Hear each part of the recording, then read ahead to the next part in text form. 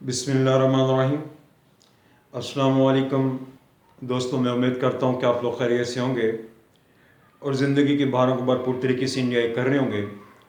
आज जो हम बुक लाए हैं स्टडी के लिए वो है कोर्ट फीस एक्ट 1870, और इसके अंदर हम जो टॉपिक डिस्कस कर रहे हैं वो है court fee on probate, letter of administration and certificate of administration sorry. और इसको जो सेक्शन डील करती है वो सेक्शन 19E से लेकर नेक्स्ट सेक्शन 19G तक है। तो ये इस सिलसिले का दूसरा प्रोग्राम है, इससे पहले हम एक कर चुके हैं। तो दोस्तों, टॉपिक पर आने से पहले मैं आप लोगों से गुजारिश करता चलूँ, ये जो मेरा चैनल है पिट फॉर जस्टिस काइंड है, आप इसको सब्सक्राइब कर दें, इससे मेरी हौसला अफजाई होती है। तो आते हैं टॉपिक के ऊपर। तो ये सेक्शन 19E जो है ये कहती है provisions for case where too low court fee has been paid on probate and letter of administration etc।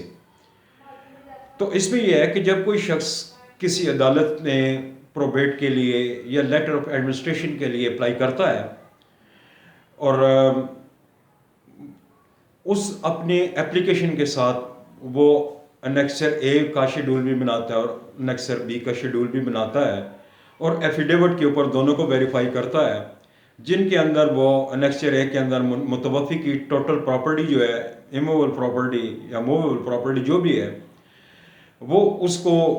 उसकी वो मालियत मेंशन करता है,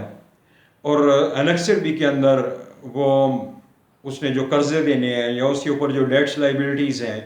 वो लेकर वो जमा करता है, और उसके बाद वो जो कर्जे हैं उनकी रकम को अनेक्सर ए की टोटल मालियत की रकम से वो डिडक्ट करता है, और उसके बाद जो एग्रीगेट रकम आती है उसके ऊपर वो एप्लीकांट, एग्जीक्यूटर या एडमिनिस्ट्रेटर वो कोर्ट फीस अदा करता है। लेकिन कोर्ट फीस जो है वो पूरी अदा नहीं करता, मतलब कि जो उसकी रिक्वायर्ड कोर्ट फीस बनती है ये शेड्यूल के मुताबिक, शेड्यूल 1 के मुताबिक या जो भी वो बनती है वो जमा नहीं करता, मतलब कि वो कम करता है। और जब बाद में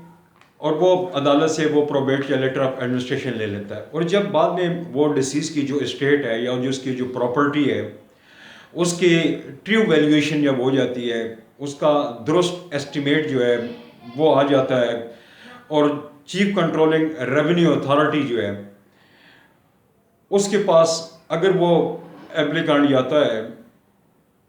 या एग्जीक्यूटर जाता है या एडमिनिस्ट्रेटर जाता है 1 साल के अंदर अंदर, और अथॉरिटी के नोटिस के अंदर जब ये बात आती है कि इस बंदे ने या इस एप्लीकांट ने, इस शख्स ने वो जो रिक्वायर्ड फीस है वो जमा नहीं की बल्कि उससे कम फीस जमा की है, तो उसका जो डिफरेंस आता है, अगर वो बंदा 1 साल के अंदर अंदर आ गया और उसके ऊपर जो डिफरेंस आता है उस डिफरेंस को मल्टीप्लाई किया जाएगा 5 के साथ, और जो एग्रीगेट रकम आएगी वो बतौर जुर्माना या उसके एडिशनल कोर्ट फीस जो है as a additional court fee उससे वसूल की जाएगी। अब फॉर एग्जांपल एक बंदे की जो कोर्ट फीस है उसका डिफरेंस आता है 500 रुपये, मतलब कि मिसाल के तौर पर उसकी कोर्ट फीस बनती थी 1500 रुपया और उसने जमा करवाई 1000 रुपया और 500 का डिफरेंस आ गया, और ये साल और ये बंदा जैसे ये कम फीस जमा करवाई थी ये आता है चीफ कंट्रोलिंग अथॉरिटी के पास आता है, और उसका डिफरेंस आ गया 500 रुपये का, तो मल्टीप्लाई 5 करेंगे तो ये 25 रुपये बन गया, तो ये फिर उसके ऊपर ये जुर्माना आयद होगा जो बंदा कम फीस पे करेगा। या अगर वो बंदा वो 1 साल के बाद आता है, पहले तो 1 साल के अंदर आएगा तो फिर उसको मल्टीप्लाई 5 किया जाएगा उसकी जो डिफरेंस की रकम आती है। अगर वो 1 साल के बाद आता है तो उसकी जो डिफरेंस की अमाउंट होगी, कोर्ट फीस की जो डिफरेंस अमाउंट होगी, मतलब जैसे मैंने आपको पहले बताया कि उसकी फ़ीस बनती थी 1500, उसने जमा करवाया 1000 रुपया, तो अगर 1 साल के बाद आएगा तो उसको मल्टीप्लाई किया जाएगा 20 के साथ। अब 20 के साथ जब आप 500 को ज़रब देंगे तो ये 10,000 रुपया बनेगा, तो ये 10,000 रुपये जो है उससे बतौर कोर्ट फीस ہر وہ جرمانے کی مد میں اس سے وصول کیے جائیں گے. لیکن اس میں شرط یہ ہے کہ اگر وہ اپلیکانٹ یا ایگزیکیوٹر یا ایڈمنسٹریٹر پروبیٹ جاری ہونے کے 6 ماہ بعد، مطلب کہ جس دن وہ پروبیٹ عدالت نے اس کو ایشو کیا، وہ ڈیٹ آف ایشوئنس سے لے کر 6 ماہ کے اندر اتھارٹی کے پاس آ جاتا ہے، چیف کنٹرولنگ ریونیو اتھارٹی کے پاس آ جاتا ہے، اور آ کر یہ اسٹیٹمنٹ دیتا ہے اور وہ ثابت کرتا ہے کہ اس نے یہ جو کورٹ فیس ہے، یہ ٹوٹل ایگریگیٹ اماؤنٹ جو ہے ڈسیز کی اسٹیٹ کی، وہ اس نے جان بوجھ کر یہ دھوکہ دہی کی نیت سے جمع نہیں کروائی، بلکہ اس انورٹنٹلی اس سے غلطی ہو گئی اور اس کو پتہ ہی نہیں تھا کہ کتنی فیس جمع کروانی ہے. تو اتھارٹی جو ہے اس کی جو ڈفرینس کی جو اماؤنٹ جو 500 روپے بنتا ہے وہی اس سے وصول کرے گی، اور مزید اس کے اوپر کوئی جرمانہ یا پنلٹی نہیں ڈالی جائے گی. اس کے بعد آ جاتی ہے دوستو سیکشن 19F. اب یہ سیکشن 19F کیا چیز ہے؟ یہ administrator to give proper security before letter stamp under section 19E. اب اس کے اندر انہوں نے یہ بات کی ہے کہ اب جب کسی ایپلیکانٹ، جیسے میں نے آپ سے پہلے بات کی تھی کہ وہ کورٹ فیس کم داخل کرتا ہے، اور اگر وہ کہتا ہے جی کہ میں نے فراڈ کے ساتھ داخل نہیں کی، تو پھر وہ اس کو اتنی ہی رقم ادا کرنا پڑے گی جو ڈیفرنس کے اندر آتی ہے. اگر اس بندے کا یہ فراڈ ثابت ہو جائے کہ وہ جو ڈیسیز پرسن ہے اس کی اسٹیٹ کی جو وہ مالیت ہے یا اس کی جو ویلیویشن ہے وہ زیادہ ہے، اور بندے نے کم فیس جمع کروائی ہے اور جان بوجھ کر کروائی ہے اور اس نے فراڈ کمٹ کیا ہے، تو پھر وہ جو ایڈمنسٹریٹر ہوگا، جو چیف کنٹرولنگ ریونیو اتھارٹی جو ہوگا، جو بندہ بھی ہوگا، وہ عدالت کو کہے گا کہ اس بندے کو جس کو آپ نے یہ جاری کیا، اس سے سیکورٹی طلب کی جائے. یہ جتنی بھی ڈیسیز بندے کی پراپرٹی کی جتنی بھی وہ مالیت بنتی ہے، اس مالیت کے لحاظ سے اس بندے سے سیکورٹی طلب کی جائے. تو پھر وہ اس سے عدالت جو ہے درست ویلیویشن کے مطابق اس سے سیکورٹی طلب کرتی ہے. اب فار ایگزامپل اگر ایک بندے کی پراپرٹی ہے 20 کروڑ، تو پھر عدالت جو ہے وہ 20 کروڑ کا اس کو سیکورٹی طلب کرے گی کہ اس کے مطابق آپ نے عدالت کے اندر مچلکہ داخل کرو.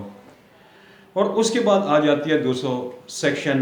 19G. اب 19G کیا کہتی ہے؟ اس میں لکھا ہوا ہے کہ ایگزیکیوٹر extra not paying full court fees on probate extra within 6 months after discovery of underpayment. اس میں انہوں نے یہ کہا ہے کہ جہاں اگر کوئی ایگزیکیوٹر یا ایپلیکانٹ غلطی سے متوفی کی جو جائیداد ہے، پراپرٹی ہے یا اسٹیٹ ہے، اس کا درست تعین غلطی سے نہیں کر سکتا اور کم مالیت کی کورٹ فیس جو ہے وہ بھرتا ہے، یا اس کو اپنی غلطی کا احساس ہی نہیں ہوتا کہ اس نے غلطی سے کم فیس بھری ہے، کہ مطلب کہ ویلیویشن کم لگائی ہے ڈیسیز کی پراپرٹی کی اور یا اس کی اسٹیٹ کی، اور جو کورٹ فیس ریکوائرڈ تھی وہ اس نے نہیں بھری، اور یا متوفی کی کوئی اور جگہ نکل آتی ہے اور وہ بندہ اس کو وہ چھپا لیتا ہے، تو وہ ایپلیکانٹ یا ایگزیکیوٹر اپنی غلطی کا احساس ہونے کے بعد 6 مہینے کے اندر جب غلطی کا احساس ہوتا ہے وہ 6 مہینے کے اندر